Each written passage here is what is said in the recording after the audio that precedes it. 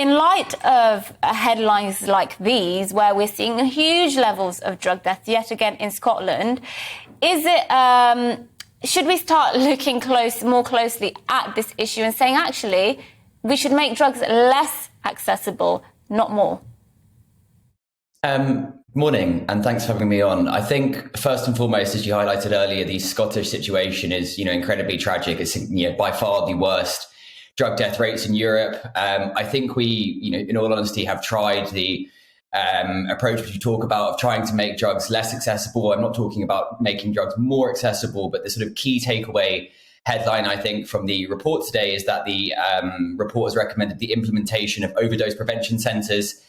These are places where people who inject drugs can go and do so more safely. It reduces bloodborne viruses. It reduces the harm caused by drugs. And, crucially, it prevents drug-related deaths. Scotland is in an absolute crisis at the moment. And it's time for us to implement overdose prevention centres and look at drugs as a health issue, encompassing a whole system approach. This isn't going to be a silver bullet, but this is going to be a step in the right direction. And hopefully we can start preventing some of those tragic drug-related deaths.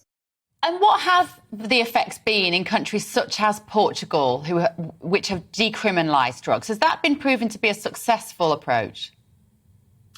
I think it's widely accepted that the Portuguese approach has been a success. It's been around for around 20 years now. It was born off the back of a surge in bloodborne viruses. It saves the taxpayer a lot of money, reduces the harm caused by drugs. And I think crucially, it gives people, a second chance, an alternative to criminalisation. I think whilst the report, to my knowledge, doesn't recommend the decriminalisation of drugs, it's something we should be looking at to just shift away from criminalising people for using substances and move people towards diversionary measures, which actually address the root causes of issues and see drug use as a health issue.